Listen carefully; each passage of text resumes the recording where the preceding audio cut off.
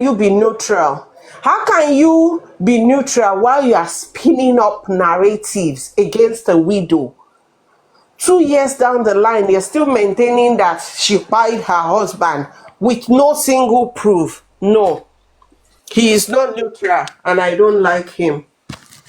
And anybody who likes him, I question them. I mute. Mr. Ricardo, ẹ má jẹ́ wá fún yín o.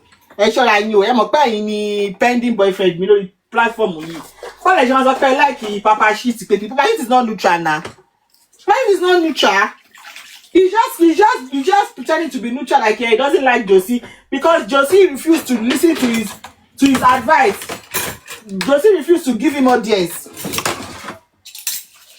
Papa Shit is because I don't know what dangerous you do lórí TikTok yìí. Because he knows the truth and he knows how to manipulate it. That is why me like here. I can still pardon Lati because Lati ò lọ sí school and Lati does not have a brain. So Lati can fall for conspiracies. It's understandable. But you, Papariano, you don't have excuse. Because this case, you started from the very beginning. You know this case like front and back. You know the truth. But you keep manipulating the truth to suit your own narrative because you want to make coins. It's mo ti ní issue pẹ̀lú Papariano nìyẹn.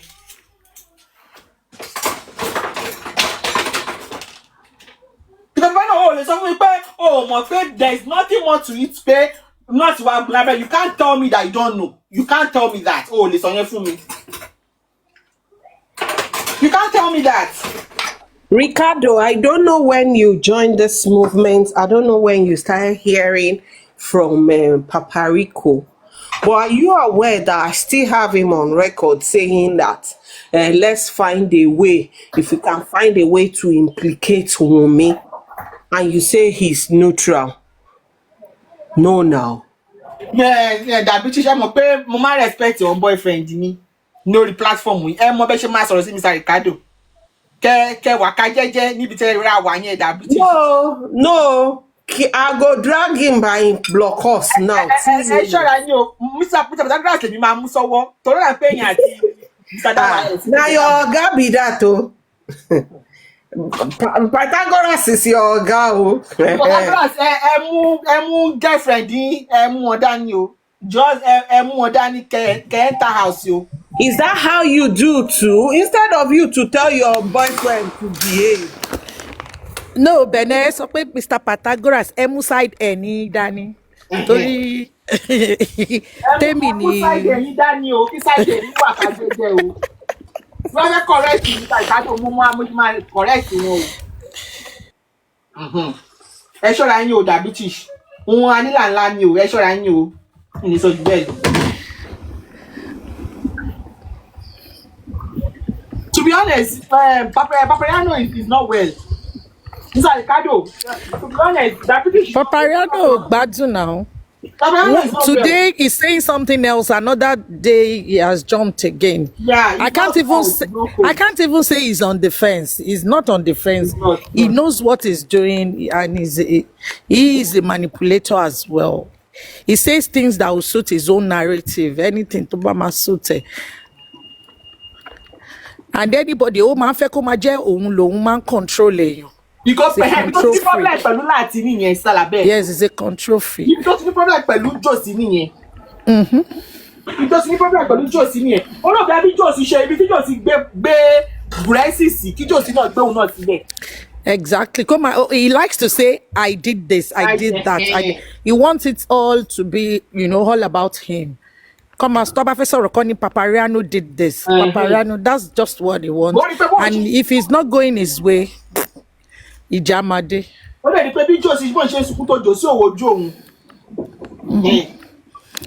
ìgbà tó ń support Yomi ni tó ní kó máa lọ sí gbogbo platforms anywhere tí wọ́n bá ti ń sọ̀rọ̀ against Yomi kó máa sọ káwọn máa block wọn. Òun máa block any platform tó bá sọ̀rọ̀ against Yomi. Mi tẹ́ mọ̀. Ìjọ tó contribute owó fún tó ní kó dá ṣe 500,000 ní àbẹ́lò ló dá fún Yomi. So bá ṣe àwọn méjì ṣe ọdẹ ó yẹ wọ́n sì support ara wọn. Mi ò mọ̀ mi wá gbọ́ lately. stylishly ẹ mọ̀ pé papariano bó ṣe máa ń ṣe náà ní ó máa sọ̀rọ̀ síwájú ọ̀la ó máa sọ̀rọ̀ sẹ́yìn. The reason why he was supporting Yomi was that because Yomi was fighting Joseph Aloba. One, and Yomi was on top of the game then. And if you notice, all of them wọ́n máa ń fẹ́ kó jẹ́ pé àwọn ni àwọn wà ní on top. Like people talk about them. So, and at that time, Yomi ni àwọn a lot of platforms they want support. And if he should come against Yomi, ó ti mọ̀ pé òun ò ní wà popular. And you know, so that was so that was why he supported Yomi.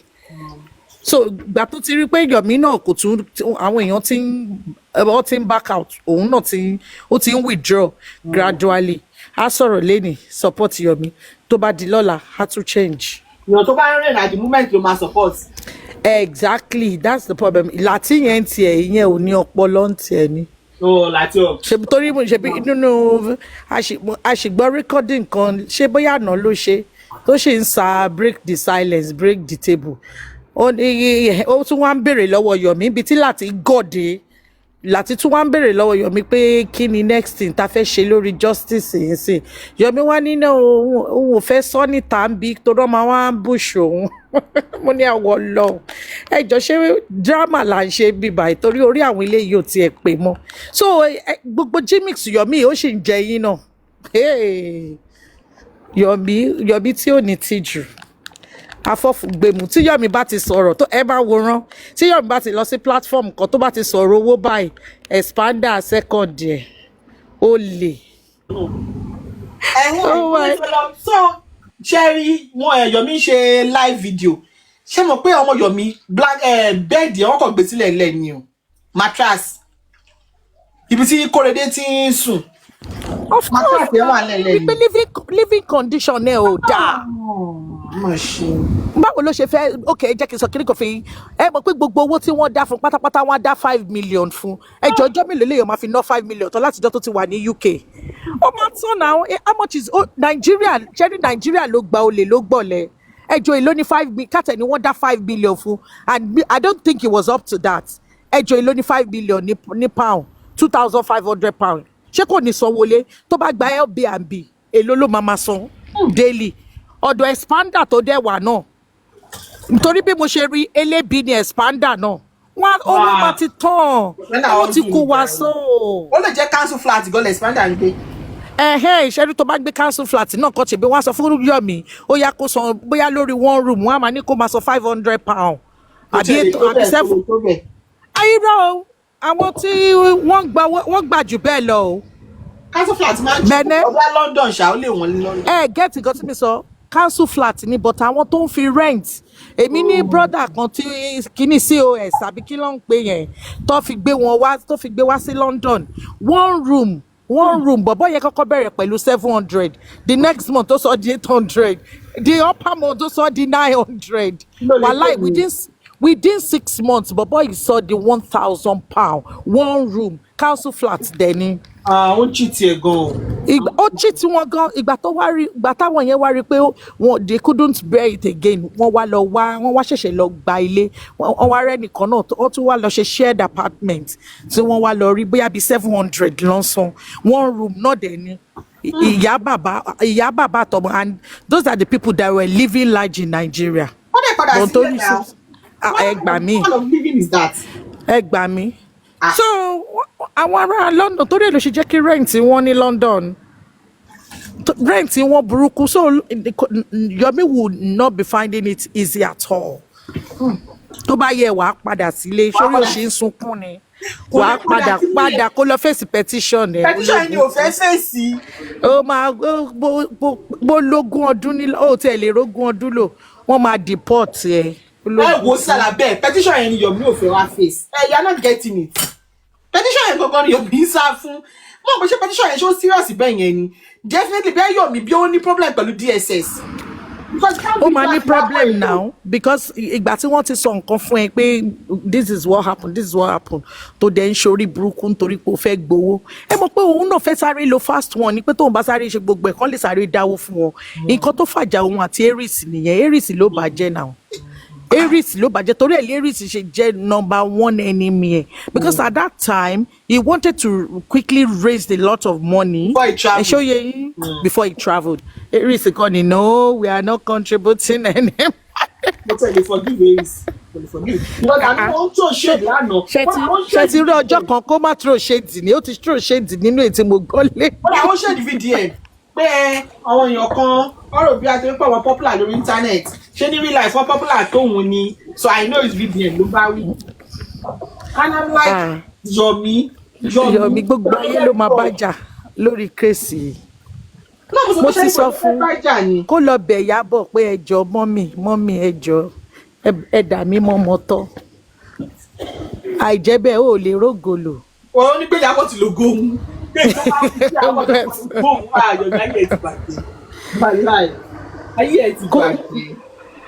Because ayé ẹ̀ tiẹ̀ tí wàá bàjẹ́ kò mọ nǹkan tó ń sọ mọ́ ó ń sọ̀rọ̀ bí ẹni tí ó ṣe mo a lè sọ ó lè ti máa ní mental issue o ṣe mo pé ibi tó bá rẹ̀ yẹn bóyá nǹkan tó expect kọ́ ló bá ní UK. No, ìkọ́ tèmi sọ expect Yomi mu bánà because tẹ bá sọ̀rọ̀ no tó bá ń sọ̀rọ̀ is always touching his nose ó máa símú ni Yomi mu bánà. Ó lè ní kòkòrò tó rìn mọ́ ẹ̀. Yomi máa símú. Do you notice one thing pé kó tó sọ̀rọ̀ méjì ó ti sọ̀rọ̀ spiritual attack. This guy is so fetish. Kó tó sọ ọ̀rọ̀ mẹ́rin ó ti sọ̀rọ̀ spiritual attack. Ó ti sọ̀rọ̀ pé àwọn èèyàn go diabolical. Mo wá wò pé ní century ní age yìí ní present days yìí ta ló yín sọ̀rọ̀ àwọn ogun. Sálàbẹ̀ ó máa ń ṣe pé Yomi máa ń ṣe pé gan o. Ọmọ kékeré bẹ́ẹ̀ yẹn ọmọdé bẹ́ẹ̀ yẹn tó ṣe pé ogun mo wonder irú family tó ti wá irú ìyá tó bí. Ṣó níyà ni. Kátẹ̀ ní pé ẹ máa ń fi ṣe Yorùbá film kí ló dé tó jẹ́ gbogbo láìfẹ́ báyìí it's all about fetish wọ́n go diabolical wọ́n ń ṣe spiritual attack ta ló ń spiritual nínú justice for Mohbad ẹjọ́ ta ló lé Yomi. But what is what ṣe wà surprise ni ṣebí ọ̀rẹ́ ẹ̀ ní Alájẹ Elépe they are friends now. They are friends. Notice ni pé gbogbo àwọn olórí burúkú yẹn wọ́n jọ kóra wọn pọ̀ ní they are friends. Olórí ibú ló ń ṣọ̀rẹ́ olórí ibú. Wọ́n sọ pé wà spiritual. Yomi ó ní oríyàn tó fi gbọ́. Kò sí ọjọ́ kan tó ṣe life báyìí àbí tó dá sí ọ̀rọ̀ àbí tó lọ sí anywhere any platform báyìí tí ò ní sọ̀rọ̀ spiritual attack. Olórí kíni on top waiting. No. Yomi ò gbádùn o Ọlọ́run ó sick gan.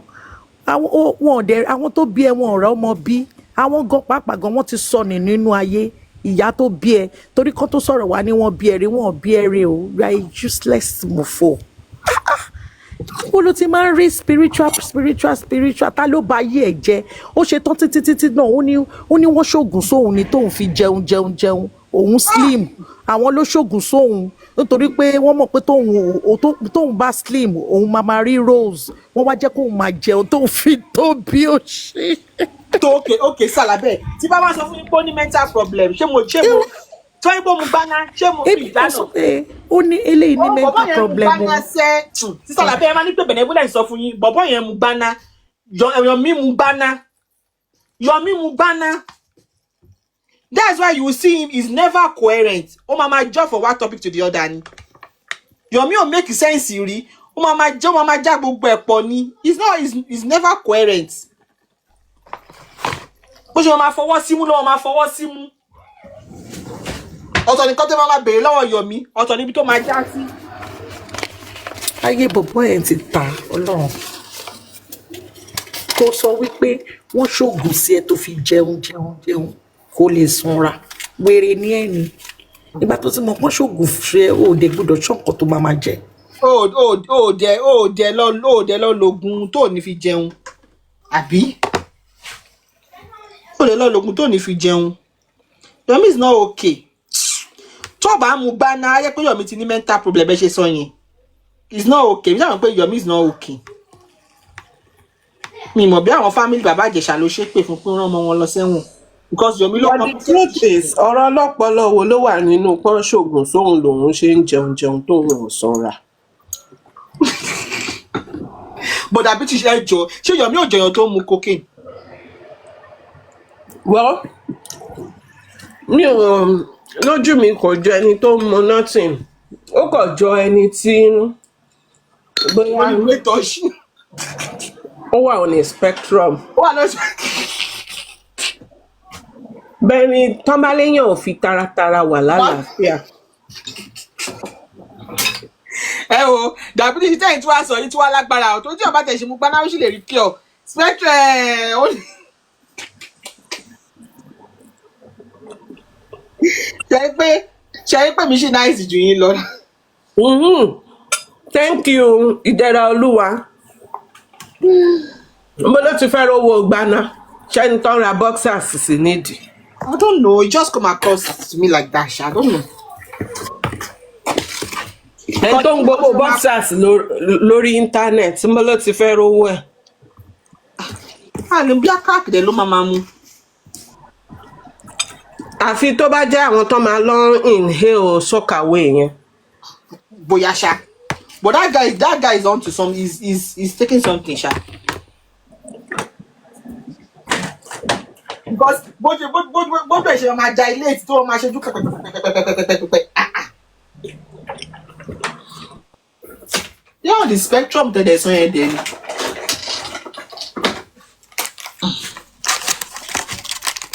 Maybe glue. Stop and kill it. Bóyá glue. Only that glue. Okay, I think I will take that. Bóyá glue. Because bó bẹ̀ ṣe máa ṣe pẹ̀pẹ̀pẹ̀pẹ̀pẹ̀pẹ̀ and you will be just, he can talk for hours. He can talk for hours non-stop. And he will not be making any sense. Only the medical issue tó ṣe wípé kò tí diagnose. Àwọn spectrum ti Naija. When I say on a spectrum, mo ṣe máa ń kó wọn pọ̀ ní Naija ni o. No, baby, so like one share spectrum or no intelligence lele. The spectrum pé méjì o. Is that kó mọ̀ wé àbí kó dull pátápátá. Yeah, and again, Yomi sọ pé òun high blood pressure. Yomi ìgbà tó máa kú lórí ọ̀rọ̀ lọ́rọ̀. Ọ̀rọ̀ yìí náà ló máa fa high blood pressure. Ẹ bá tó sọ ní ilé sùn kò lè wú. Ọ̀nà bọ̀ lábẹ́ ó sọ pé òun wá fi ń bú òun pé bóun ló ń fẹ́ lára òun sọ pé òun ní high blood pressure.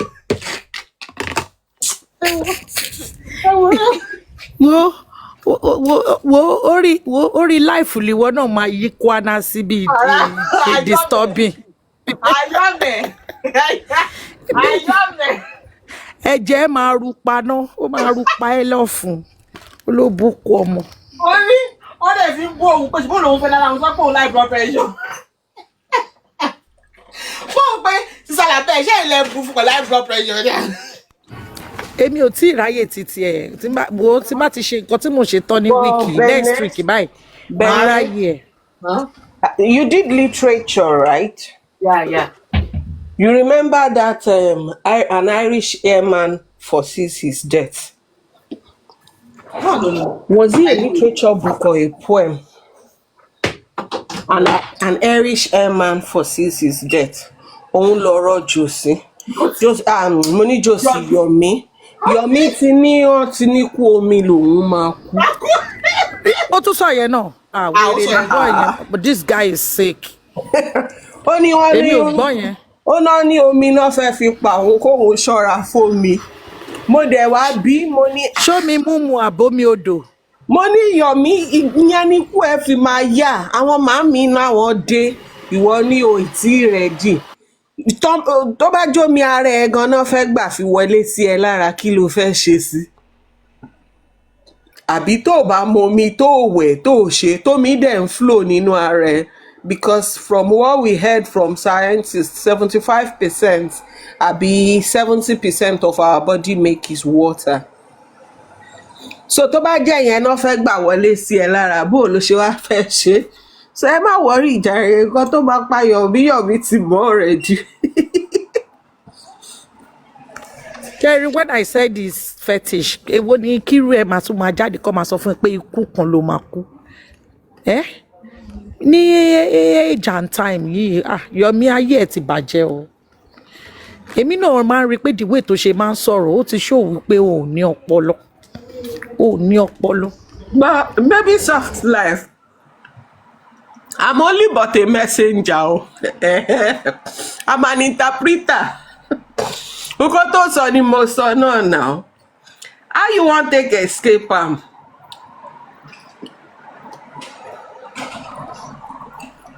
Bó mu coke gan omi ni.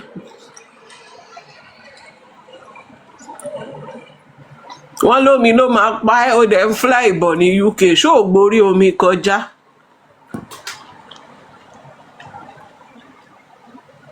Gàbí ṣe láì pẹ́ ẹ̀yà tí ìtòrí pé Yomi sọ pé boyfriend yín ló fẹ́ pa òun Mr. Pythagoras. Wọ́n láì pẹ́ ẹ̀ tí gbọ́ yẹn.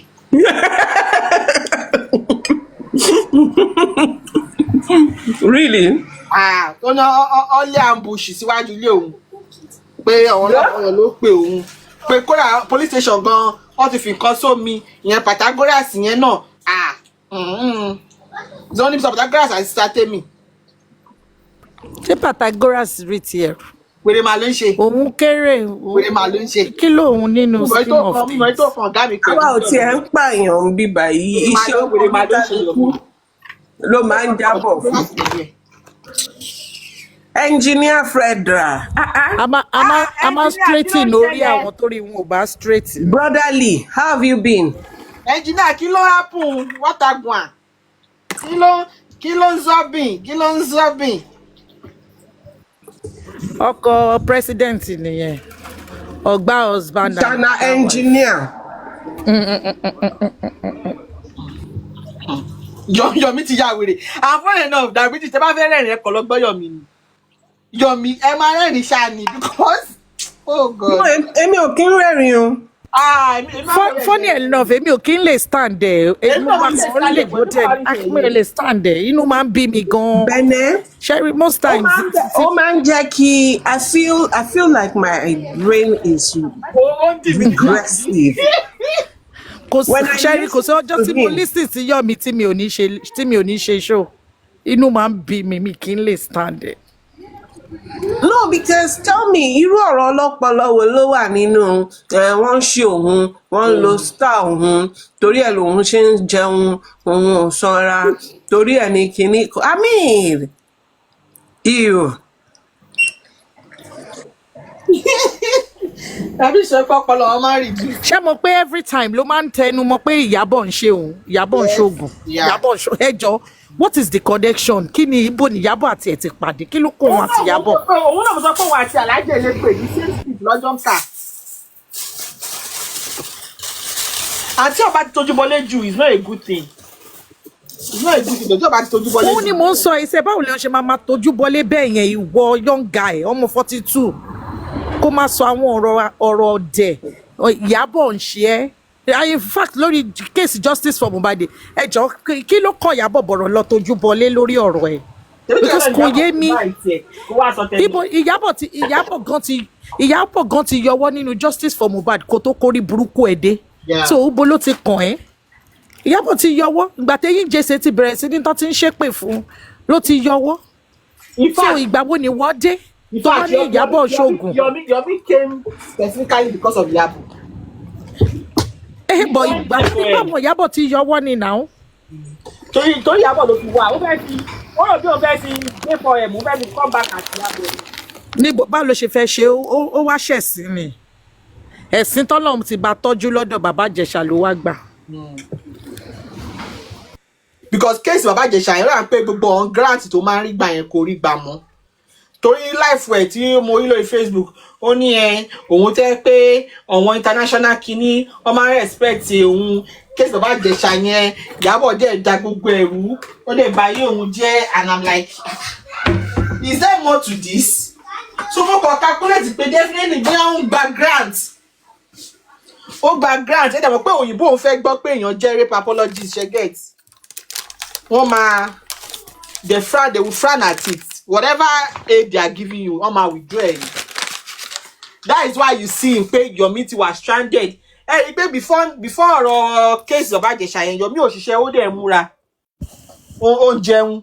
She gets, but now you can actually see that guy is struggling. Yomi is struggling. Olè ọ̀lẹ ni. Má ṣe máa ń ṣe nìyẹn àwọn olè ọ̀lẹ aláìníkanṣe. On the grand thing, lóòótọ́, ó máa affect ẹ̀. Yeah. Especially seeing how the case went. Yes, absolutely, yeah. Because that picture he was mentioning Yabo's name consistently. Òun tó wọn international body kìíní kan wọ́n máa ń support òun. Wọ́n just saying all sorts. I'm like, I think it has to do with money. The money he was getting, she gets. Tó bá ní Ìyábọ̀ bá yóò òun jẹ́ òótọ́ ni. Ó ní Ìyábọ̀ bá yóò jẹ́ kìíní kan. I'm just like, Yomi, go get a life.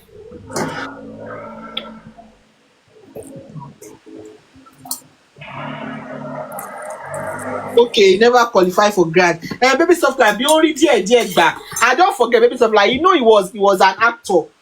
So they might take him serious. People that give grants might take him serious. At least he's an actor. She gets. So maybe they were beginning to look into his books. Yeah, maybe. The matter called cast. Mo mọ̀ pé case bàbá Ìjẹ̀ṣà yẹn ó really ó ba ayé ẹ̀jẹ̀ gan. In fact, our colleague ẹ̀ gan, some of them cut him off like don't want to have anything to do with him.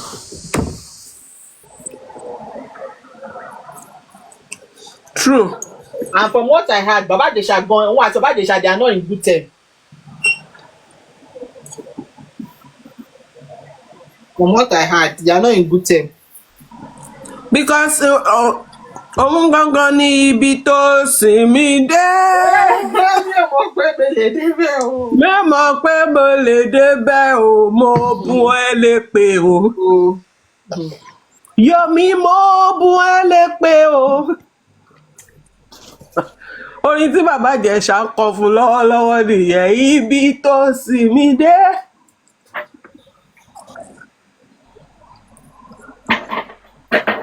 Well job, dàbí tí mo ń gbọ́ nǹkan, ṣé Baba Ìjẹ̀ṣà ti jáde ni?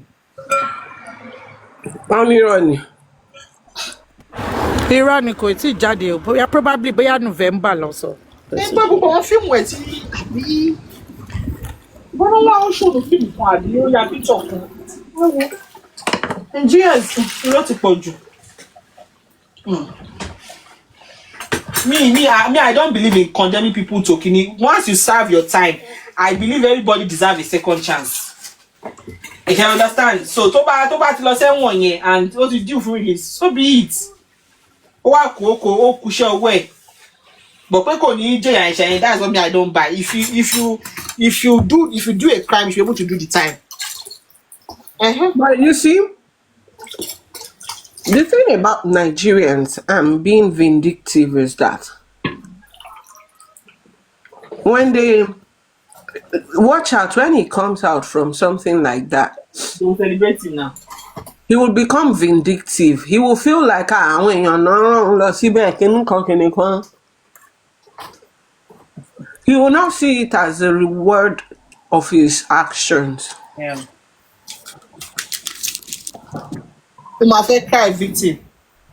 And because of sycophants within our society too, àwọn tó máa ń fẹ́ retwist the story, change the narrative and all of that. Ọmọ èèyàn tẹ máa fi ṣe ṣó, ó máa fi Baba Ìjẹ̀ṣà ṣe ṣó gan. Bó ṣe invite ẹ̀ sí gbá, wọ́n máa, but he might want to stay on a low profile, sha, and just go on his daily life.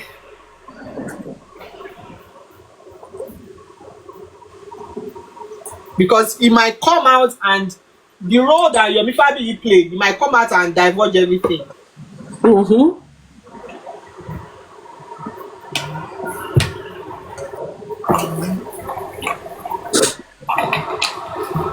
Is he married? Ẹ̀gbọ́n tí Yomi Fabiyi sọ pé wọ́n wá sọ pé òun ò kí ń lọ wo Baba Ìjẹ̀ṣà, kí ni kóun máa lọ ṣe ń bẹ̀? And you call yourself a friend and activist. Really? Are you not supposed? Yes, he said it. He said it. Wọ́n ní ṣóun lọ prison, kí ló fẹ́ lọ máa ṣe ń bẹ̀? Ṣé kó lọ máa jókòó sí prison? He said it. I heard it. Ṣùgbọ́n lóun love ẹ̀ ni. Ṣe bó ló love ẹ ni. Ṣé kò yẹ kó máa lọ síbẹ̀? Olórí burúkú. Ó fẹ́ ní ẹlẹ́ni gbowó tán. Ó tún rí pé wọ́n ṣe Mohbad case. Ó ti jump on it. Tó bá tún ṣe another one, tó bá tún ti rí pé celebrity ni, á tún wá jump on it. Celebrity nìkan ló máa fi ṣe. Kí celebrity nìkan ni. Rí tí ò ṣe Tọ́lá tún jí. Ó sá kúrò ń bẹ̀ ni. Kò sówó ń bẹ̀ Bọ́lájí lówó ni. Ṣé àwọn èèyàn donate for Látúnjí? And again, very dark man, kéèsì ọmọ tí bàbá ẹ̀ bá sùn yẹn ọmọ 5 years old. Ìgbà wo ló máa ṣe kéèsì yẹn báyìí? Torí ò sọmọ sí ọ̀rọ̀ Dangote ló tún mú sẹ́nu báyìí. So anyway, bí starting ló máa ń ní òní finishing. Rí pọ́dẹ̀ ni ó sọ pé Linda Kejì ò dá sí. Ṣé Linda Kejì máa rí ẹ? Wọ́n máa àwọn yẹn ó rò pé wọ́n jẹ́ bí short put tuntun díẹ̀ náà tó ń kọ́ ẹ lé.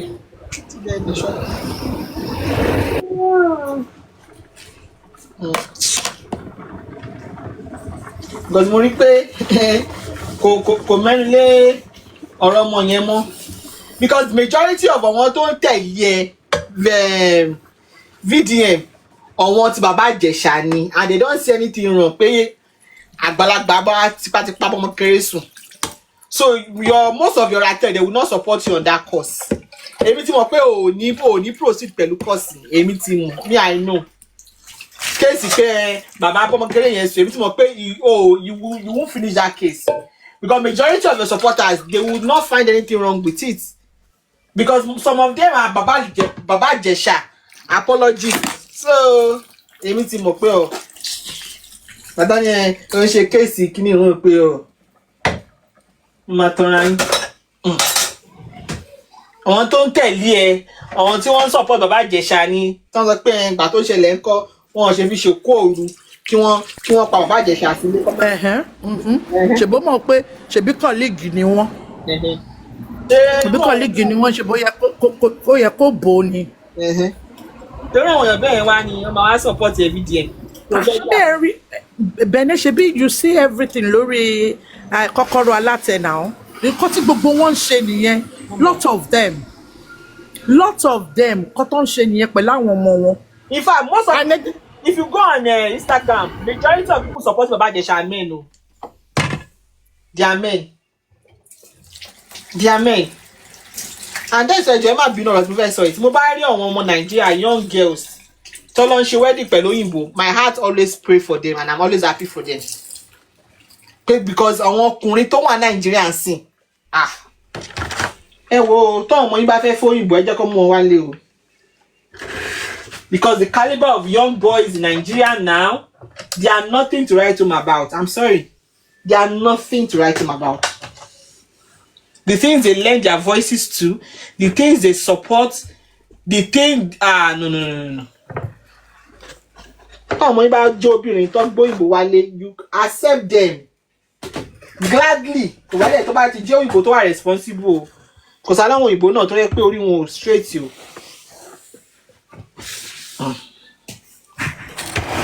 Ẹ máa rí wọn young lads, àwọn men in their 30s, 40s that they will be supporting Ìjẹ̀ṣà, that will be supporting Naira Marley what he did. Ẹ wo, it is well.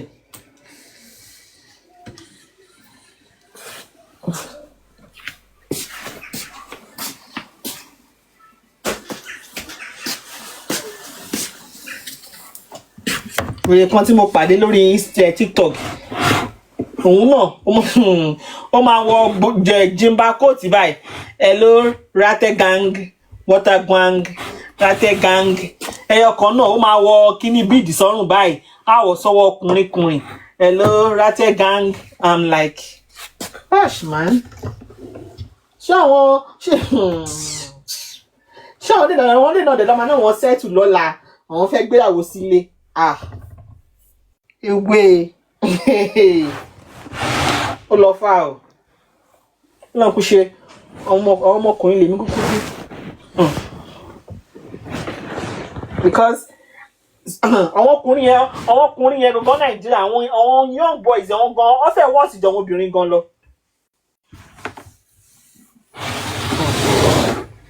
No, suffering God will judge her. God will judge her for what he did to Baba Ijesha. Men in their 40s, in their mid-30s. And you'll be one the prayer. Want to fẹ́ òun ilé. Want to fẹ́ òun ilé. Because some of them, majority of them, they are guilty of it. Wọ́n ti ṣe rí. Tí wọ́n bá ṣe rí, bàbá wọn ti ṣe fẹ́yàn rí. So they see it as a norm. Pé kí ló ṣẹlẹ̀? Gbà yẹn kọ́. Irú àwọn yẹn ló máa sọ pé ọmọ kékeré pé ọmọ yẹn náà ó ṣe máa múra bẹ́ẹ̀ yẹn lọ sí birthday party. Ó ṣe máa wọ bomb shot.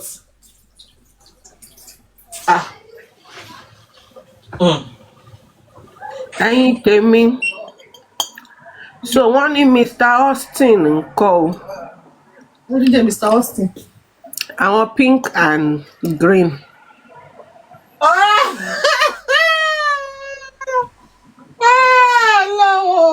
Your lad, how have you been? Ẹ jẹ́ ń gist yín o, àwọn èèyàn tó mọ story wọn nǹkan tèmi ṣe gbọ́ o. Àkọ́dí wọ́n ní Mama Green ló fẹ́ bọ̀bọ̀ yẹn tẹ́lẹ̀. Bọ̀bọ̀ yẹn ò tí gbé dání gbà yín. So ìyẹn ti go viral. Ó lọ sí UK, ó wá lọ settle down. Ó lọ settle down. Ó ṣàbímọ mẹ́ta fún bàbá méjì àbí bàbá mẹ́ta. Wàhálà àwọn èèyàn mi, I don't like describing people like that. So wọ́n ṣà ní pé ìgbà tó ṣàwáyá ṣáwá náà fẹ́ kọ́lé sí Nàìjíríà. Ó wá contact bọ̀bọ̀ yìí pé kó bá òun kọ́lé yẹn. Bí owó tó fi síbẹ̀ owó yẹn ò tó bọ̀bọ̀ yẹn ló ṣáà parí ẹ̀ pẹ̀lú owó ẹ̀. From there o, wọ́n ṣàrí kan do love wọn o. Màmá oní pink àti bọ̀bọ̀ yẹn dẹ̀ ti jọ wà fún wọn àgbọ̀n náà ti marry fún 30 years or something. So bẹ́ẹ̀ kan tó fà á tí ara fi ń kan màmá oní pink yẹn, but this is what I'm going to say. There is sometimes the way bá ṣe máa ń behave gbà mí, ó máa ń jẹ́ kọ́wọ́n èèyàn gbé ẹ̀bí fẹ́lẹ́bí fún èèyàn tó jẹ̀bi. I understand the pink woman's pain because kò tóbìnrin tó máa gbarú ẹ̀, but ọjọ́ nǹkan kú ẹ, you did too much. And that is what I'm supporting that group. Before we go further, the point I quickly want to make is that so reports reaching my desk says that Mr. Austin is owed money. He no longer has the money like he did before. And the green seems to be calling the shot because, of course, UK influence connects and all of that. But that aside, kọ́tẹ́mi fẹ́ sọ gangan tí mo dẹ̀ sọ lánàá, bẹ́ẹ̀ ọ̀rọ̀ yẹn gbóná gan bí lánàá. Mo miss o. Ó gbóná gidi. So nǹkan tí èmi sọ tádẹ̀ tí mo feel pé eventually we all feel sí is that at the point tó ń jó ní ojú agbo yẹn, the pink lady didn't do too much in my own eye. As a matter of fact, ojú gbà mí fún tea fún green yẹn because there was nothing dignifying about what she did. And here are my reasons. Ọkọ àti ìyàwó ń jó, first wife. Kò ń ṣe time yẹn ló yẹ kó fẹ́ lọ join wọn, ipò fẹ́ jó pẹ̀lú wọn. Even tójú ò bá ṣọ̀nà fún ẹ tí ọpọlọ ẹ ò jẹ́ kó mọ̀ pé kò yẹ kó lọ join wọn. Wọ́n dẹ̀ ń fence off.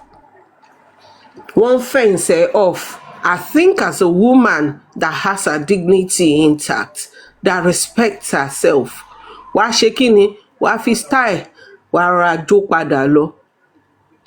Wàá lọ dúró de turn tiẹ̀. So as for me, no woman that respects herself, that carries herself with dignity, with honor, with respect, with poise, with class, will go and orí mọ́ ibì kan tó wá fẹ́ máa gba corner. You know, Bene, did you watch that video? Àbí kí n sáré play ẹ̀ fún yín? But the thing is that British, if you are saying that woman that has class, The pink lady too, she dragged herself to the green lady's level now. No, hold on.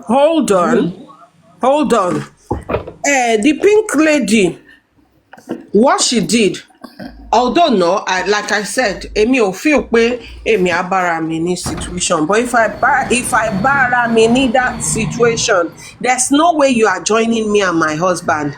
Even tọkọ mi bá wá fẹ́, èmi kọ́ ni mo fẹ́, ó fẹ́ mi àtọkọ mi. So tẹ́mi àtọkọ mi bá ń jó wá step back. That British, the way that she sọ̀rọ̀ yẹn, to my own point of view, sọ̀rọ̀ yẹn bí ẹni wípé wọ́n ń ṣe wedding. It was that man's day. Yeah. So ó ti níyàwó méjì. Sis. So tó bá jó àwọn méjèèjì ló yẹ kán jọba jó at the same time. No, sis. Nǹkan tó bá fi mú tó ti accept second wife. Sis, ẹ dúró náà. That's the way it should be. Ẹ dúró náà. A máa ń rí pátí àwọn ilé olórogún tí ò ń ṣe ìyàwó. No, on a norms, oníkálukú máa jó tiẹ̀ lọ́tọ̀ pẹ̀lú ọkọ ní. It's his day. But kò dé. This is what I'm going to say about the case. Sherry, all the videos I've been seeing, you are just picking a particular one. There were several times. So the next one, tí mo fẹ́ lọ. In the whatever, in the birthday. To be honest, that pink woman, she conducted herself poorly. How? To be honest, truth be told, she didn't. You need to, because their video be touching you and the collery. Woman, yeah, even the face, the ojú tó ń gbé, it concurrent from the beginning to the very end. She didn't conduct herself well. Mini parọ́ fún yín. Okay. As a parent, she's if woman that does not have a shame, she will conduct herself. To be honest, if you know that the green lady conduct her poorly, you shouldn't stoop to her level. You will show grace and you will show that you are up there, and people will not even be coming for you the way they are coming for you. Because to be honest, she is the victim here, but people are not even seeing her as the victim here. Only as aláṣejù ni. But gongo ló wà problematic. Because òun ló jẹ́ kí party yẹn di talk of the town negatively. No, kò yẹ kó ṣe. And because that birthday is not about you and the green woman. It's about your husband that you claim to love. It's about the man you people claim. And you claim láti love. Why did you have to make it about you and your rival? You should have just respect that man on his day. Because his friends are there, his work colleagues are there. No. In fact, he got to a stage where still had to talk to her. No. Wrong. And ọkùnrin ẹ̀ lèmi blame. Because tó bá yẹ pé o handle here as a man, your two wives, they will not come on a public space to come and be constituting nuisance. Wọ́n tó mọ̀ pé o lè handle ìyàwó méjì. Kí ló fẹ́ ìyàwó méjì fún? Yes, now Kwame had to step in to talk to her because she was just behaving. Because of man, now you they do like that. Man, where go stain your white. Now you can't embarrass yourself like that. I beg go. That's my own. No. But me, I will always support the pink woman. And in terms of beauty, find you in green hello. She's so pretty. Kí ló ṣe? Ó dẹ̀ lọ́mọ, ẹni yóò bímọ now. Ó yẹ kó dúró kó stand ground there. Oh, need that you don't need to come down to her level. And that green, the lady in green gone. Ó tẹ̀ try láti má jẹ́ kí gbogbo kíní yẹn hàn. Yes, now. Ó tún hug ẹ, ó tún ṣe gbogbo ẹ. No, let's make it she as in we are even àwọn èèyàn sọ pé bóyá òun ni second wife pé because àṣejù ẹ̀ pọ̀. And I understand that pain. I will never sọ pé no pain dey was justified. Absolutely is justified. But that was the wrong place and at the wrong time. Wrong approach nìyẹn. That birthday was not about you. It was not about your second wife. It was about the father of your children. At least accord him that respect for that day. Whatever drama you want, ẹ lè lọ ṣe ń lé. Ẹ lè parí party gan kẹyẹra yín sí wòwò. Ẹ̀yin lè nira yín. I'm sure torí ẹ̀ làwọn ọmọ ẹ̀ ṣe ń sunkún táwọn èèyàn rò pé bí àtòrí bàbá àwọn ọmọ yẹn fẹ́ yàwó. Àwọn ọmọ yẹn sunkún pé kí ló dé tí màmá wọn disgrace àwọn báyìí. No. Ìjọ ojúgbà mi tì fún o. Ojúgbà mi tì fún. No, kò conduct rẹ̀ rárá at all. and man yẹn lèmi ṣì máa èmi ò play. support nǹkan tọkọ yẹn ṣe o mi ò support it because how can a woman be The man with is you for 30 years shameless man. kó He's a wá shameless man. yes it's a shameless nǹkan tó ṣe ò dá and probably what that British said maybe that's the thing bóyá kò lówó mọ́ bóyá obìnrin the lady in green bóyá òun ló ń gbé maybe that's why tó insist in fact maybe birthday tó ṣe gan bóyá obìnrin yẹn ló throw ẹ̀ fún gan you don't know because sometimes ṣe mọ̀ pé àwọn tó obìnrin tó ti wà nulẹ̀ tó ti jẹ́yàwó lé you know wọ́n máa ń relax ẹni tó dẹ̀ fẹ́ wọlé they would do anything to take over. You understand àwọn tó ń bọ̀ láti ta especially àwọn UK ladies yẹn ẹ wo gbogbo marriage scandal tá ti gbọ́ àwọn tó wá láti UK ni wọ́n wá kówó wá tán fẹ́ fi fẹ́ ọkọ tán fẹ́ fi buy ọkọ over. That might be the case. That might be the case. I grew up in a polygamous home, and I say it all the time. Same here too now. Ìyẹn ò ń fi ìjà gbé ilé olórogún. Àbòsí ló fi gbélé olórogún. Exactly. Àbòsí àti rìkíṣí. Ó máa ṣe bí ọ̀dẹ̀ ni, but ìwọ ló mọ game tó ń play. Me, I'm saying it because I experienced it, and I will never pray for ilé ológun for anybody. It's not a good thing, because at the end of it all, it is the children that suffers for it. But thankfully, my dad was a wonderful father. But when it comes to pé ìyàwó tó ní wọ́n ṣe dáadáa láàrin àwọn ìyàwó yẹn, I don't know pé ilé ológun is not a good thing. I don't advise people to go into it. If you know the things that go on, you wouldn't even pray for it for your enemy. But people are saying in the comment section that it's easier to judge. I'm not judging that. What I'm saying is that don't make yourself a subject of mockery for a man that doesn't give a F about you. For a man who doesn't care about your because they're not even dragging the man here. It is the big woman that they are dragging now. The woman that stood by him, but they are not holding the man accountable. So you did all that drama for what exactly? For a man that doesn't even deserve it to start with.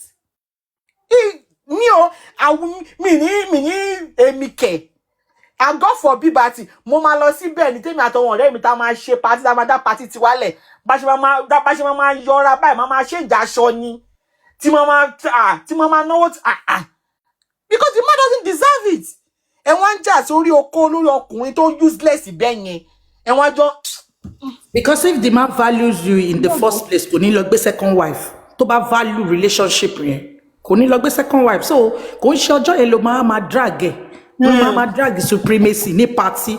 Nǹkan tèmi against ni pé kò ń ṣe party yẹn ló yẹ kó ti jà. Because òun ló jẹ́ kí àwọn èèyàn máa sọ̀rọ̀ negatively about the party. It is not good. But àwọn èèyàn lè rí pé ká support ẹ̀ torí ó jẹ́ first wife. Fine. Èmi ò support nǹkan tó kọ ẹ̀ ṣe, but kò yẹ kó jẹ́ about her that day. Kò yẹ kó jọjọ yẹn. Kò yẹ kó ṣe. Because àwọn ọmọ I'm sure àwọn ọmọ ẹ were grown up. They will come with their friends. Èyí tó ti tó ní boyfriend, máa wá pẹ̀lú boyfriend ẹ̀. Èyí tó ti ní girlfriend, wá pẹ̀lú girlfriend ẹ̀. And they rí mama wọn behaving like that in public. How would you feel? You have work colleagues there. You have people who are your clients. Don't patronize here. I beg go. Women, let's always put ourselves first too. No man is. Kò jẹ́ kán mọ nǹkan tó ń ṣẹlẹ̀. Tẹ́ bá dénú ilé, you go and tear yourself apart. But kò ń ṣe ní public. No. And only pé máa yẹn máa kékù ni. Máa yẹn máa kékù ni. Kò tí mọ wàhálà tó fọwọ́ rẹ̀ fà. Ó máa kékù ni Austin. Ó tí mọ wàhálà tó fọwọ́ ẹ̀ fà. But ṣé bá ṣe introduce ìyàwó kejì séyàn nìyẹn? Is that how it's done? Is that how it's done? Ṣé bá ṣe nìyẹn? Woman that was with you when you had nothing. 30 years now, beans. One ké ẹkún yẹn ló máa pa ẹ̀yà fókè. Let's happen to you and how you behave. You too, you can go and compose yourself like that. If it happened to you, go and embarrass yourself like that, and let blogs be blogging you everywhere that you are embarrassing yourself on your husband's birthday. Go and be embarrassing yourself. If that is going to solve anything, go and embarrass yourself like that. Men will keep using you women to fight their own personal battle. We keep using their wives to fight against each other when you people should be fighting the man. Bẹ̀nẹ̀ àwọn tó sọ wípé kíní Bẹ̀nẹ̀ ẹjọ́ àwọn tó sọ pé kíní then after all she did ṣé máa yan òṣìbóbìnrin yẹn jó publicly bẹ́ẹ̀ náà lọ ti ń kiss ara wọn publicly náà so ó tún disgrace ara ẹ̀ the more. What are you saying? After all she did did that prevent that man from dancing with that lady? Ó sì dance pẹ̀lú ẹ̀ dáadáa lady yẹn tún lọ change ó tún lọ change gbà tó tí wọ́n change ó tún change so kí ló wá dé tó wá ń jà kí ló tẹ̀ ń disgrace ara yín. No, when you say you are commenting that you will never be like that at such party. So if we are saying that she did something, she didn't do it well. So why are you coming for us? You said you will never conduct yourself like that. Why can't you conduct yourself like that? She be like your husband, my husband of 30 years. You should have done the same thing as well. Women, let's always take ourselves first. Let's always take ourselves first. No man on this earth should allow us to lose our composure or allow us to drag ourselves. Mami bẹ̀nẹ̀bẹ̀nẹ̀ ẹ̀ ní fọwọ́ gbọ́mọ sí o. Nǹkan tá à ń sọ lánàá nìyẹn o, ẹ̀ sí bí o. Ọ̀rọ̀ wèrè ló yàtọ̀ kan tá à ń sọ lánàá nìyẹn o. Ẹ yé máa fi gbogbo láìfù yìí kẹ́ máa fi sí ọkùnrin, ó bọ́kùnrin jẹ, yóò bọ́kùnrin jẹyà. Ẹ wo lédì tó ń sọ yìí, ẹ gbàgbé. Ó ní bébì ṣe gbèyàn tó mọ bọ̀bọ̀ rí kò gbé dání bíi ti tẹ́lẹ̀ mọ̀. Ó tálé ọkọ òun àtọkọ ẹ̀ tọ́jọ́ wà London. Owó ẹ̀ ló lọ́ fi ṣọmọ ọkọ ṣọmọ àlè Nàìjíríà o. Torí ẹlòmíì ajẹ́yà nínú ọ̀rọ̀ tó wà lẹ́yìn. Ó tálé mi ni mo sọ bẹ́ẹ̀. Ẹni tó mọ ọkọ délédélé ló sọ fún mi pé ó sì wà lẹ́nu kéèsì yẹn wà ní kóòtù. Ó tálé ló gbówó ẹ̀ lọ Nàìjíríà tó lọ fi ṣọmọ ọkọ ṣọmọ àlè. Ẹ wà online ẹ gbàgbé olówó ló lọkọ lọ́wọ́ yìí. ṣebí the same thing ló ṣẹlẹ̀ sí ọba jọ̀gá orílẹ̀. ṣebí the same thing ló ṣẹlẹ̀ sọ́ba the same issue ni now the same thing ló ṣẹlẹ̀ sọ́ba jọ̀gá orílẹ̀. ó tàbí ọkọ̀ sí London owó ẹ̀ ló lọ́nà fọ́nà kúrú kò fẹ́ tó bú máa yìí òun ló ń gba máa gbówó sílẹ̀ ẹ máa jókòó sílẹ̀ they play my fans. Ẹ̀rí tí bàbá gan ń wọ mọ́ra tó ń wọ mọ́. Wọ́n tún kiss gan lójú ìyàwó. Ẹ mọ iye tó lọ sáré ọ ní ibi tí ilé yẹn wà Central London lọ nílé yẹn wà kò ń ṣe ilé kwẹ́kwẹ́ ilé gidi ó tà tó wà tọkọjọra ó gbówó ẹ̀ lọ sí Nàìjíríà lọ ẹ̀yìn wà bẹ̀ ẹ̀ ń dájọ́ dey play. Mo ń gbádùn yín lọ máa mi bẹ̀rẹ̀ o. Up green ni mi o. With my full chest ni. Èmi tiẹ̀ support pink lèmi support but èmi support green conduct rẹ̀. Mo support green up green ni mi. But what me have green that the pink woman should have handled it in a different way. She shouldn't have just like put herself up for drugs like that. But I will never support green. I will never support a home breaker. Never in my life. I won't. Not in this life. No. But pink lady should have conducted herself better. Even with all what she did, that didn't disturb that man from dancing with that lady. So tó bá jẹ́ wípé okay gbogbo nǹkan tó ṣe ó prevent man yẹn from dancing with the lady or from moving close to the lady. Hey, ma sọ pé ó what ẹ̀. But he didn't want it at the long run. Ó kàn set her off fún dragging ni because ebi gan mi ò like attitude there. Kí ló ń jà fún ní ọjọ́ birthday ọkọ ẹ̀ ó kàn mess up that day kí ló dé for what? Olówó ló lọ́kọ now. Tó bá mọ̀ pé owó ló máa fi ń jà ilé olórogún owó ni ẹ máa wọṣọ ẹ máa ṣe gbogbo ẹ̀ kì í ṣe pé kó wá máa jà ní pátì ìyẹn ń ṣe oúnjẹ òun fáwọn ọ̀rẹ́ ọkọ lóúnjẹ òun ṣe gbogbo ẹ̀ ìwọ ò fún wọn lóúnjẹ òun jà sí Nami One Dance. Abeg, it was not your marriage anniversary, it was his birthday. So ẹ̀yin méjèèjì lẹ ní right láti bàjọ́. As long as tóun náà bá ti di second wife tó o bá gba second wife nǹkan tí ò yẹ kó gbà in the first place ni pé o accept ìyàwó bọ̀ nǹkan tó bá ti mú ẹ tó accept ìyàwó ẹjọ́ máa jó ni ó máa fi mọ́ra ni. àní sísàlàbẹ̀ wọ́n ṣò fídíò wọ́n ṣò pàtì kan tí wọ́n náwó fún tí wọ́n rí bí wọ́n ṣe ń kọ́ra.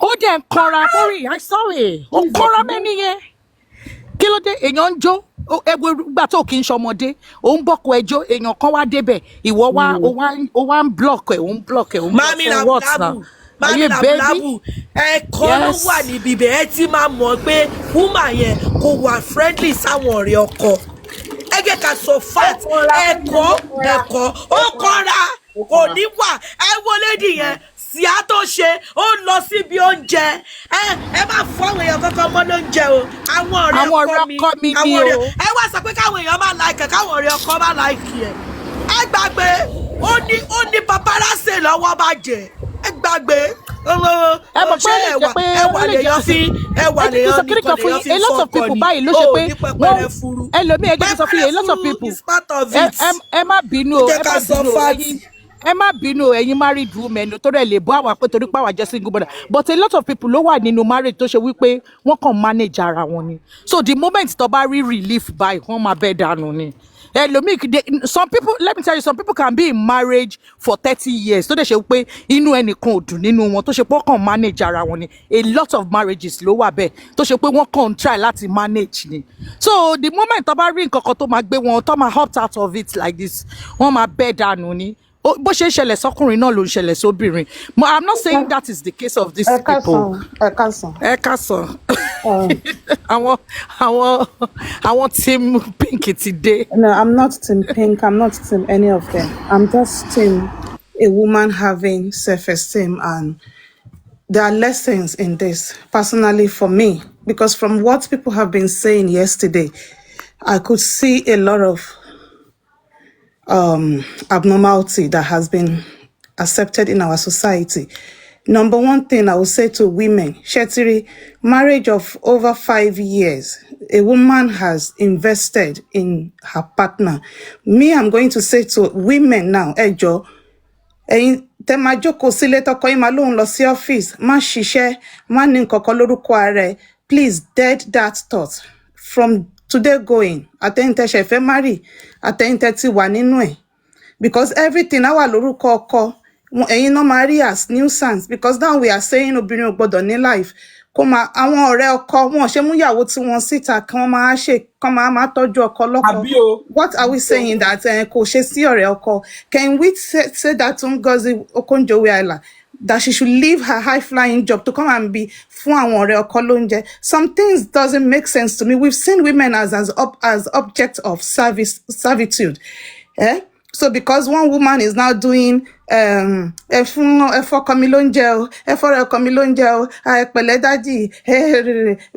eye service. And number two, can we agree that this pink woman could have been blindsided?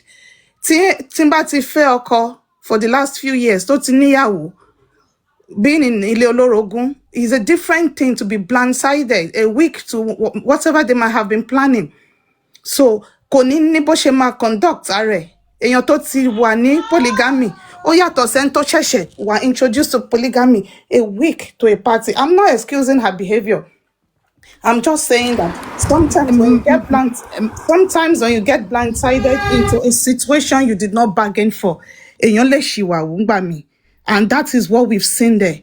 If accept, co-accept, like I said yesterday, if it was me, I would have walked away. That is fact. Women learn to walk away for your peace of mind.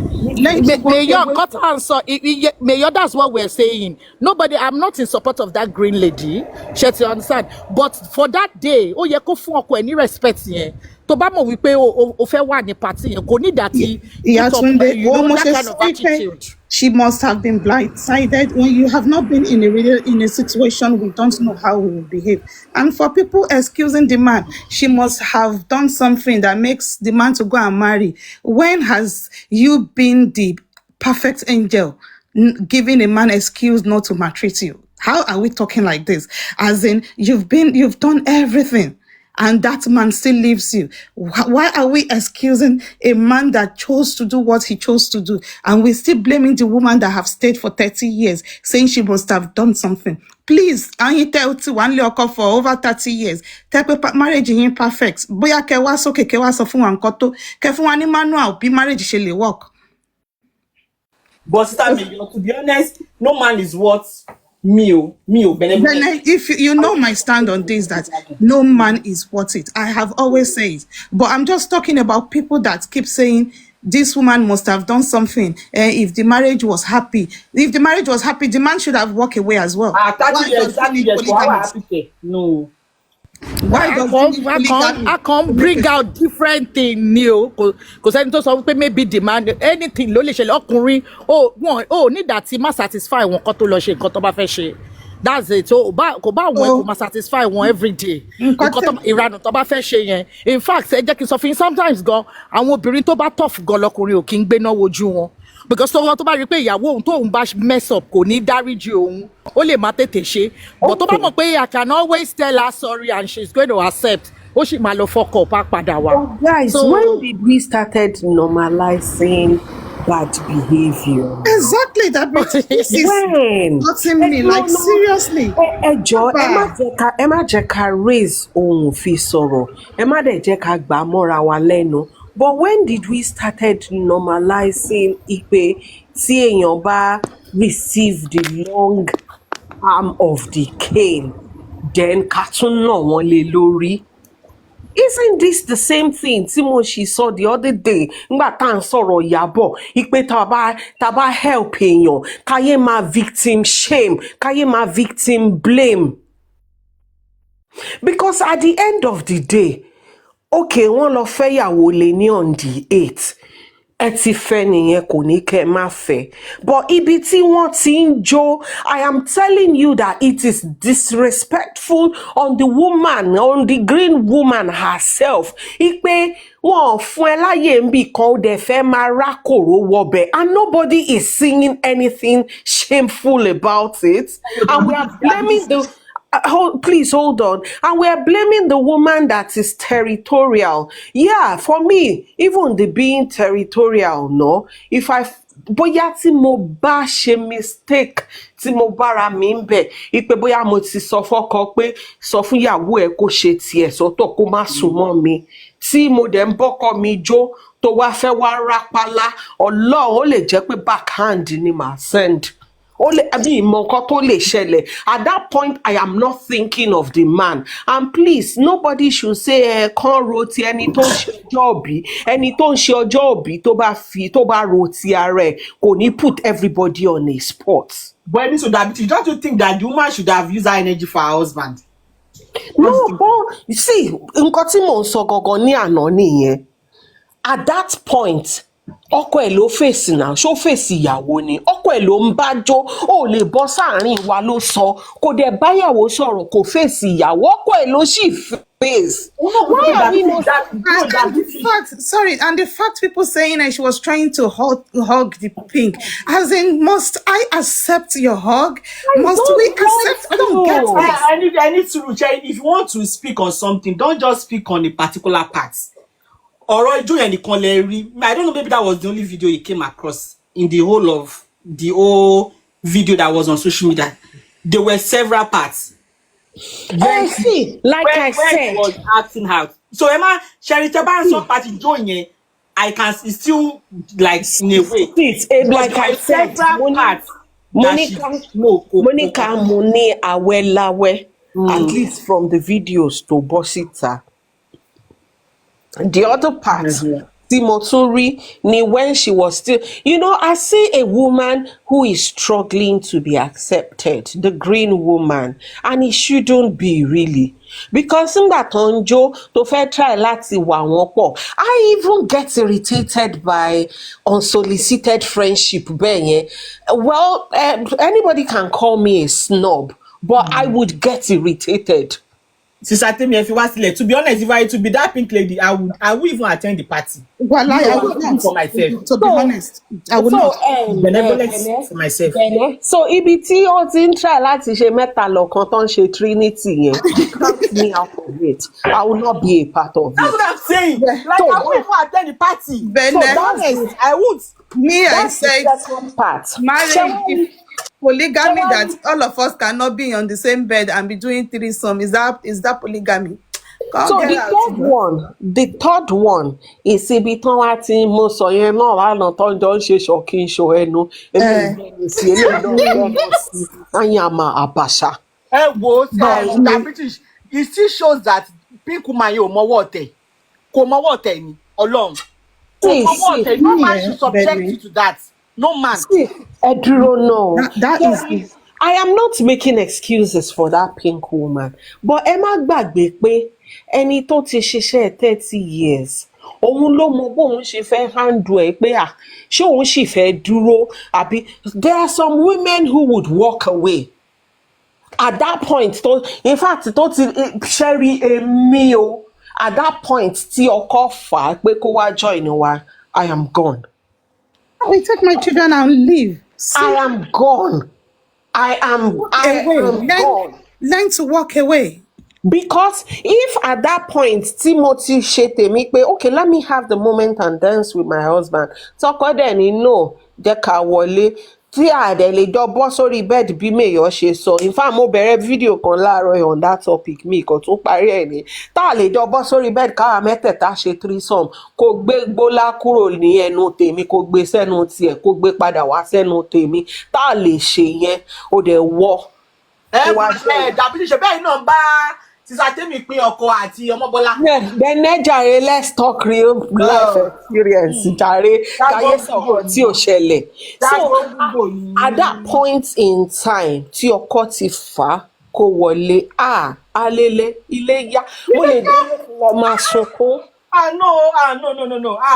Ọkùnrin kò lè wá bójú mi jẹ́ bẹ́ẹ̀ yẹn o. Mo lè délé kí n lọ máa sunkún. Already inú àwọn ọmọ yẹn ò dùn. Ẹ rò pé bóyá nítorí bí ìyá wọn ṣe ń ṣe lọmọ ṣe ń sunkún ni. Òun ni now, dàbí tí ṣe òun ni.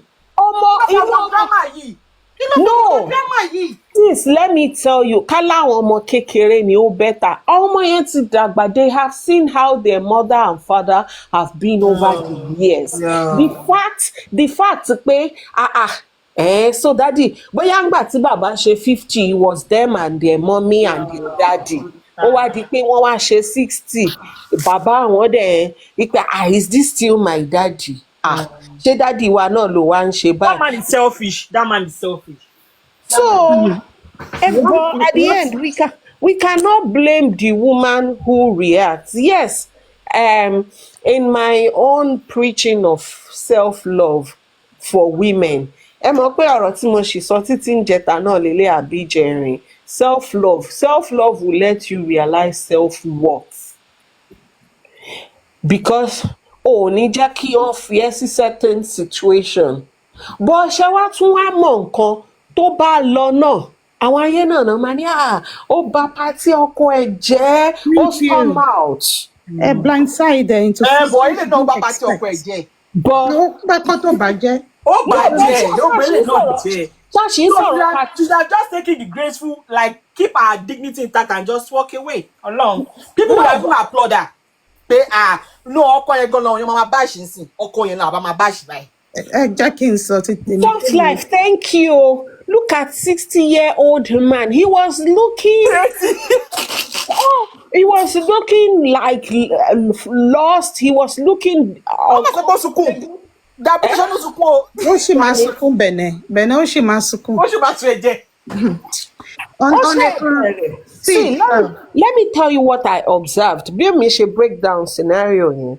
I saw a man who was torn between loyalty to his wife of 30 years and whatever it is to obviously the British people are saying it doesn't matter anymore, and this is what makes me come up to just want to say this, because now people are victimizing the first wife, people are cursing the woman. It's the same thing when we insult the single parent that stays to look after a child.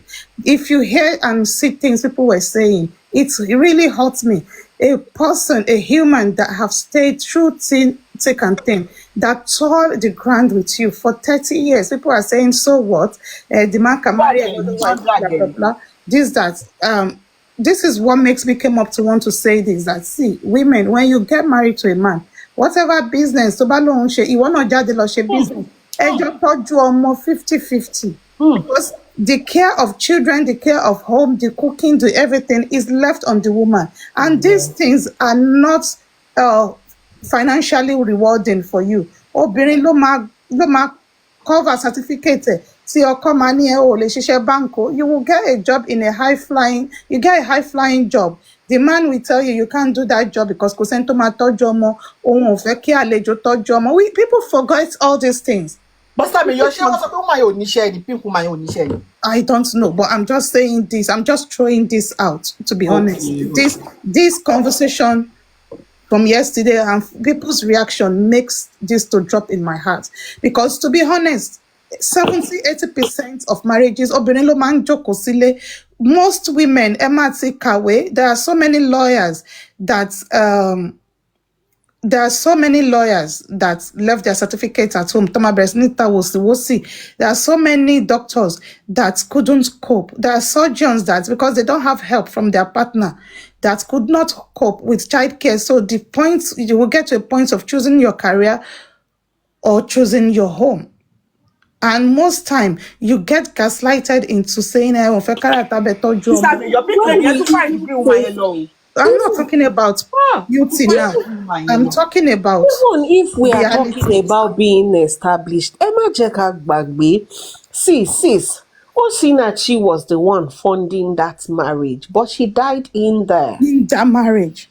So it's not because of whether you are established, whether you can hold your own. Sherry, there's a place of emotions. There's a place of love. There's a place of affection. There's a place of seeing what you have Sacrifice. worked for 30 years. Sacrifice. It's not about being established. Okay, ẹ wá jẹ́ n tún gbé yín dé level kan. Ẹ wò ó gbà tí ọmọ change aṣọ, even though first wife ẹsẹ̀ yẹn bóyá cream ni ẹsẹ̀ yẹn ò dá, nígbà tí camera lọ sísàlẹ̀ ẹsẹ̀ yẹn. Bẹ̀rẹ̀ leave me gbogbo ẹ̀ náà la máa yànnà mọ́ ẹ̀, ẹsẹ̀ yẹn bọ̀jẹ́. But other than that, I saw someone making comments pé ó ń change aṣọ, ọkọ ò lè change aṣọ. Ṣé kó tún change aṣọ fọ́kọ ni ọkọ tó ṣẹ̀ lọ ṣèyàwó? Obviously. Ọkọ tó ṣẹ̀ lọ ṣèyàwó. So moot. I know moot because to wake up to this thing and all this thing when I dey talk, they vex me. I don't moot anything. I don't moot anything. But okay, ìgbà tẹ́ bá sọ pé ká ní bóyá òun ló ń finance bọ̀bọ̀ yẹn, ká ní òun ló ń ṣe kíní kan fẹ́. Ṣe wò bóyá ká ní bọ̀bọ̀ yẹn ti ń sọ̀rọ̀ nípa cream gbóná jòjòjò tó ń lò. Bóyá woman yẹn ti ń rùn ṣe ní ká ní. Ṣe máa roll to the other side náà. No, that's Àìsàn pariwo 30-something years. Tó wá bóyá cream tó ń lò gan lọ́kọ́ ti ń complain lé lórí tí ò tó gbóná káàkiri. Ẹ̀jẹ̀ ń sọ̀rọ̀ pé ó fẹ́ for 30-something years. Tó bá wà okay for 30-something years, ó máa lọ fẹ́yàn mi. And you're making it look like the other lady yẹn ó kọ̀ wá gba ọkọ just for gbaying sake. Wọ́n ti fẹ́ kò ṣe side chick mọ́. Wọ́n ti fẹ́ gbogbo nǹkan tẹ́ ń ṣe jàre ẹ lọ gbọ́kọ sórí ẹ máa fi emotional kí ni máa sọ̀rọ̀ ń bí báyìí. Maybe he has been helping him. Maybe bóyá mo tó ti UK yẹn ló send owó sí láti jọjọ ẹ̀. Àbẹ̀mọ̀ bí òun ló send mọ́tò sí tó ń tà back to back. Tọ́jọ́ ṣe business tọ́jọ́ ṣe gbogbo owó lórí ní. Mo sọ fún yín plain. Kẹ máa wà bẹ́ẹ̀ bọ́ra yín àwọn ọmọ yín ṣe máa ṣe kẹ wá máa sọ pé wọ́n gbọ́kọ mi nígbà mi ní ṣètò. Èèyàn kọ́ yòyò bóyá kírìmù tó ń lò gan lọ́kọ́ tí sọ fún òun láìkí kírìmù tó ń lò láti jọjọ́ ẹ̀ tí ò stop gbogbo ara rí bàlàbàlà yóò pé gbogbo ọkùnrin ló láìkí gbogbo nǹkan báyìí ni. Ṣé tí bàbá yóò wà òkè pẹ̀lú àjẹ́ ń tẹnumọ́ látàná àjẹ́ ń sọ̀rọ̀ pé if not so why would you marry somebody on you after 30-something years? If my husband do that, why don't you put on Benga to mock Pong Nigba? Catch topic you because the best the kind person won't be. Stop book content. I support you, but I deal with that man. And you're being a baby, let's say, Yarani. Ẹgbọ́kọ lórí lẹ̀ ń ṣe rádaràdá. Ó ní èèyàn kí fowó ròyìn kó má kọ lójú. Nígbà tí èèyàn lọ ta lé ọkọ ẹ̀ ní London tọjọ́ rà tó wá fi ṣe bẹ́ẹ̀dẹ̀ téèyàn kan wá fẹ́ gborí yìí. Bẹ̀nẹ̀ nígbà tẹ́mi sọ̀rọ̀ lọ yìí pé. Bóyá kò fẹ́ wọlé kẹ́ tó máa kọ́ ṣé wọ́n ti fẹ́ra wọlé ni tó sì ń ṣe side chick ni wọ́n ti ṣe marriage ni wọ́n ló ṣẹlẹ̀. Was talking this post ṣe ti yanjú gbogbo dáadáa yẹn kẹ́ tó wá sí gbangba kẹ́ tó wá máa ṣe fídíò àná. Because mo jí sí tọ́pìkì ni mo ṣe ní kí n ganu sí o. ẹ má tàbí Adéọlá ẹ má dáhùn o the man find peace with the green one. Tí ó bá rí kó ṣe tó jì pé tó wà bẹ́ẹ̀ for 30-something bóyá 30-something years of pain ni máa yẹn wà ta ló mọ̀. Yeah, wọ́n wá so mọ́lẹ̀ síbẹ̀. Why would ṣé you go wọ́n and pé do that? innocent ni mami Pinky Nǹkan tẹ́bà mú tẹ́bà mọ́ ẹ jẹ́ kí gbogbo wa sọ̀rọ̀ pé àmọ́ kíni and we should stop this being biased. If she was that good and perfect and the man has peace of mind, ó ní ṣe gbogbo nǹkan tó ń ṣe yẹn. gbogbo nǹkan tó ṣe ló ráìtì. sísá mi yọ ṣẹbẹ ní pé Bá bọ̀jàre ẹ wọ ẹ kúrò lórí tọ́pìkì yìí mẹ́ta ní. Ọ̀tọ̀kù nìkan tí mò ń sọ jẹ́ ká sọ̀rọ̀. àwọn afẹ́ kí green yẹn náà fún ní peace fún 30 years káwọn bó ṣe máa rí ọ̀yọ́ sọ pé ìyàwó mi ò dáa ẹ jẹ́ ṣèbí tuntun yẹn náà ti wọlé ẹ jẹ́ ká ṣebí bí ọkọ Wàsílà coded àti tòjébó ló ṣàlọ́wọ́. ọkọ Wàsílà coded tí yẹn lọ ṣe third wife ń bẹ̀ tí ó ní I have found my peace. Now the man is saying he's no more happy soon. bó ṣe rí nìyẹn mo bá òbí máa rò bí a. eléyìí ò ní jẹ́ bẹ́ẹ̀ lágbọ́rọ̀ Ọlọ́run eléyìí ò ní jẹ́ bẹ́ẹ̀ tí ò ní jẹ́ bẹ́ẹ̀ lágbọ́rọ̀ Ọlọ́run lọ́la àwọn tó ṣílẹ̀kùn ènìyàn lágbọ́rọ̀ ló máa dalẹ̀ ń bẹ̀. so bó ṣe máa ń rí náà. president ó máa dalẹ̀ ń bẹ̀ ó máa dalẹ̀ ń bẹ̀. women supporting women. àwọn àyà ti tì í lẹ́yìn àtàná mo ti tì í lẹ́yìn gbogbo. ẹ jọ president má jẹ́ kí n sọ nǹkan tí mo fẹ́ sọ. kí ló fà á tẹ̀sí wọn láìkí alájẹ ìlépè ṣébó òun náà gbọ́kọ ni. ẹ wá o alájẹ ìlépè mo support alájẹ ìlépè. ok ó ti dàbí. ní ìbẹ̀rẹ̀ ó lè compromise pẹ̀lú ọkùnrin láti lọ gbowó wá lọ́wọ́ obìnrin ẹgbẹ́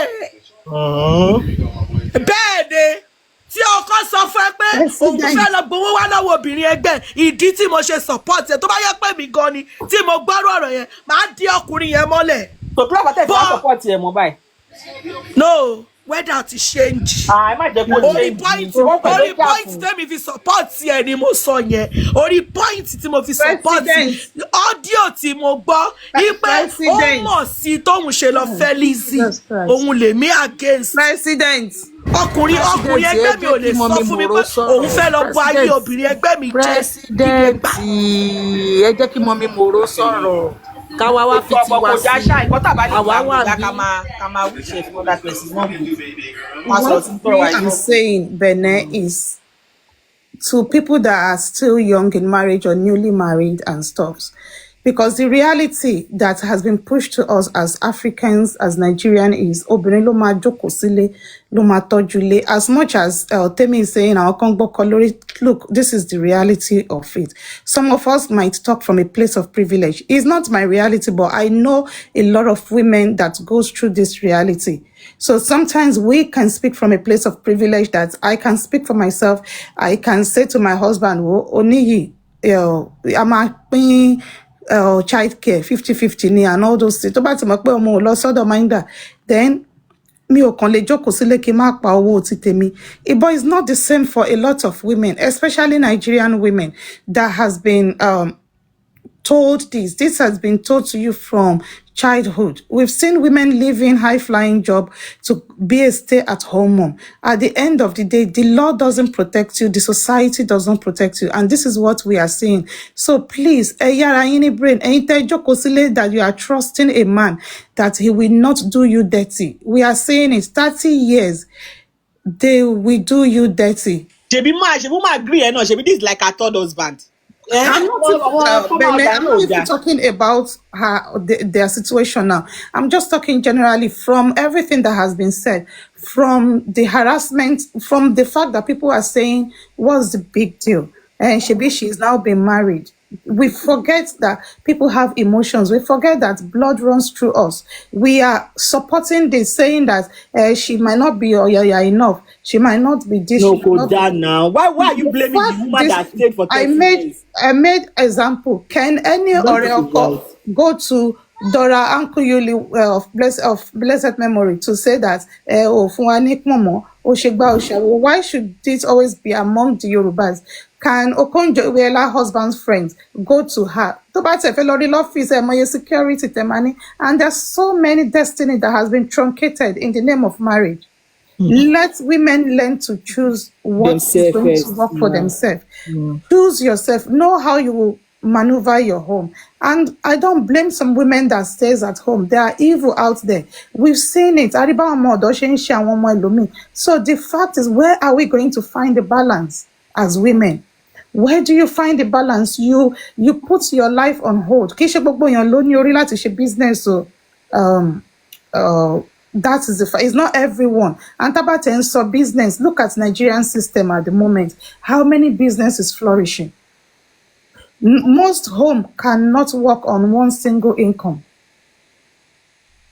So women knows what is going to work for you. Yes, Temi, they should. That's what I'm saying now. That is exactly what I'm saying. Find a minder, daycare, jọlọ ṣiṣẹ́. Tó bá jẹ́ Monday tí wọ́n bá ṣe oúnjẹ, Tuesday kí ọkọ yẹn náà ṣe oúnjẹ. Do not get old before your time. Do not waste away. Do not compromise your future. Do not do Mr. and Mrs. Do not say mo kówó ilẹ̀ fún ilé yẹn mi ni mo ní and all those things. Kì í ṣe gbogbo èèyàn ló ní agbára láti jà.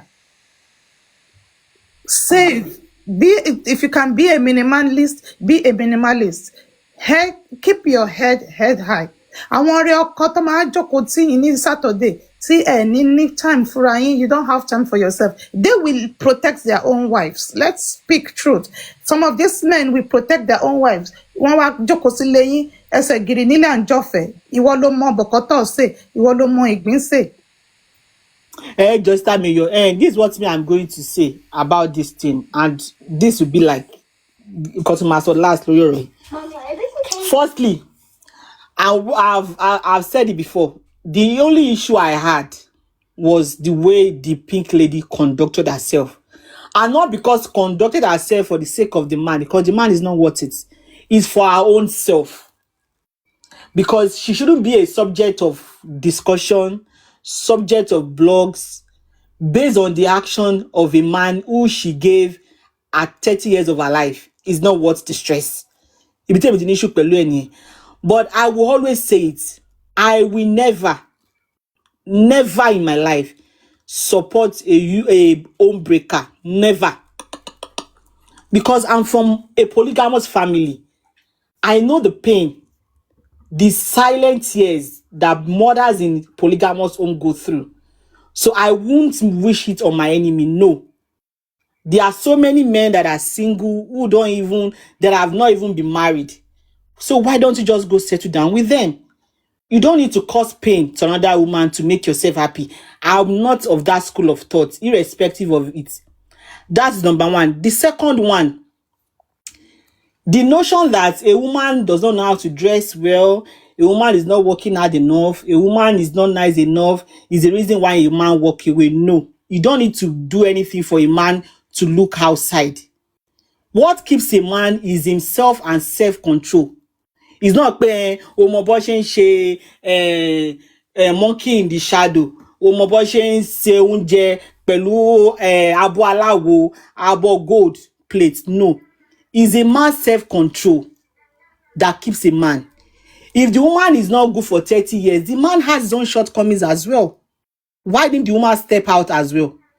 There is no complete man, there is no complete woman anywhere. Ọkùnrin àti obìnrin manage ara wọn ni. There's no complete anyone pé obìnrin kan ó pé síbi kan, ọkùnrin náà pé síbi kan. Everybody à ń pàṣàrà wa ni. Ṣebí marriage la náà wà yìí. Everybody ń pàṣàrà wọn ni. But what keeps a man is himself and self-control. Kò ṣe pé obìnrin yẹn bóra jù, obìnrin yẹn ò mọṣẹ́, ó ṣe kíní kan. We have women that are stay-at-home mothers and their husband worship the ground they walk on. But that doesn't take the fact away that women as well, look out for yourself, stay independent, so that if ọkùnrin bá ṣe bí ọkùnrin, the shock will not affect you that much. You'll be able to have a self cushion because you've planned yourself. Maybe God forbid, beyond the man started behaving, not taking up responsibility in the house, you can have your financial strength to be able to pull yourself out of that hole. So I get what Sister Mayo is saying, that even as a man, don't give too much. Don't give too much, so that if the hurt comes, it won't affect it too much. Don't give too much. Love yourself more. Because it's the love you invest in yourself that will be your strength. That will be your anchor. If ọkùnrin bá ṣe bí ọkùnrin, love yourself. Pour more into yourself than you pour into a man. me Shenu Koso. I'm saying it with my full chest. Love yourself more. Pour more into yourself. Invest more in yourself. Should in case your you will have the strength to move on and you have the strength to carry on. You know, day here yesterday. All these things, not see anybody never talk yes, but I want to kasha sọ pé man yẹn ò ní right láti fẹ́ èèyàn méjì. Which tell me ò ní jẹ́ part of it. You go the trust man, you finish. We've been all this is all what we've been saying since yesterday. Emma, don't just get what we are talking like this. And me, I dey tell all of them say ko tó ń bí èmi nínú ní pé say àwọn gender tèmi wọ́n ń ṣe rádaràda. Now we are talking about our people yìí. Nǹkan tá rí níta ni nǹkan tá ń judge yìí. We don't even know their personal attitude. But what that pink did openly, ọkùnrin tó wà pẹ̀lú for 30-something years, tó jẹ́ ti fẹ́ èèyàn yẹn, tó ti ṣe wedding pẹ̀lú ẹ̀. I don't see a reason why she's doing like that. But wọ́n sọ pé bó ṣe lè react